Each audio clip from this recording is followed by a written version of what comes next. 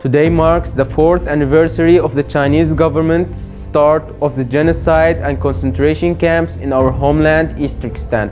It has been 4 years since the oppressors started writing the most tragic stories of the 21st century. It has been 4 years since the pride and honor of our nation started being trampled upon. It has been 4 years since our scholars started having been killed, our mosques having been demolished, and our religion having been assaulted. But the oppressor has not ceased. The oppression has not stopped. Instead, it is getting stronger and more extreme.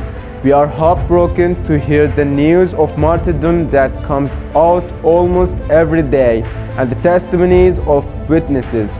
Our nation has been suffering from this oppression for 4 years, tortured in concentration camps, separated from their families and forced to slavery far from home. Children are being raised with the language and ideology of the Chinese communists.